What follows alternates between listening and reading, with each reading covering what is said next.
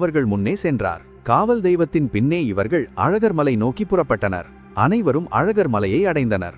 அழகர் மலையை அடைந்த காவல் தெய்வம் அழகரின் அழகில் மயங்கி தன்னை மறந்து நின்றது.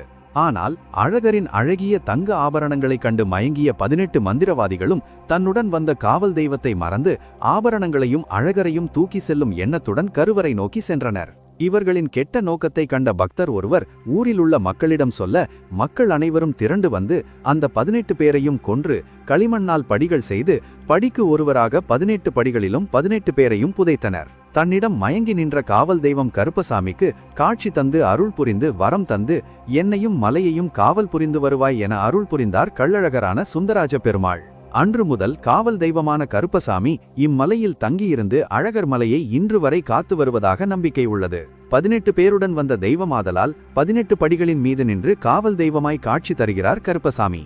ஒரு நாள் கோவில் பட்டர் கனவில் தோன்றிய கருப்பசாமி, திருமால் பள்ளி கொண்ட திருவாயிலையும் மலையையும் காப்பேன், திருமாலின் அர்த்தஜாம பூஜை பிரசாதங்களை தனக்கு படைக்குமாறு வேண்ட அன்று முதல் அழகருக்கு படைக்கப்படும் அர்த்தஜாம பூஜை பிரசாதங்கள் 18ஆம் படி கருப்பண்ணசாமிக்கு படைக்கப்படுகிறது.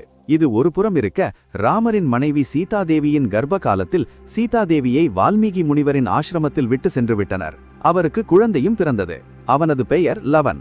சில வருடங்கள் கழித்து சீதாதேவி தண்ணீர் எடுக்கப் போவதாகவும் மகன் லவனை பார்த்து கொள்ளும்படியாகவும் வால்மீகி முனிவரிடம் விட்டு சென்றுள்ளார்.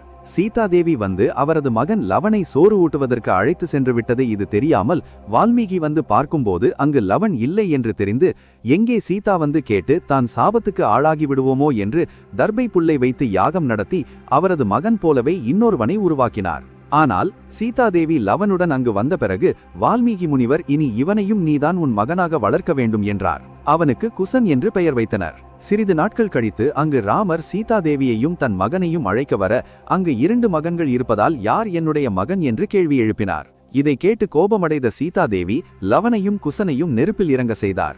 அதில் லவன் மட்டும் அப்படியே வந்து விடுகிறான். குசன் உள்ளேயே கருகி விடுகிறான். பிறகு ராமன் குசனுக்கு உயிர் கொடுத்து அவனை கருப்பா என அழைத்தார். அன்று முதல் அவர் கருப்பசாமியாக உருவெடுத்தார் என்றும் கூறப்படுகிறது.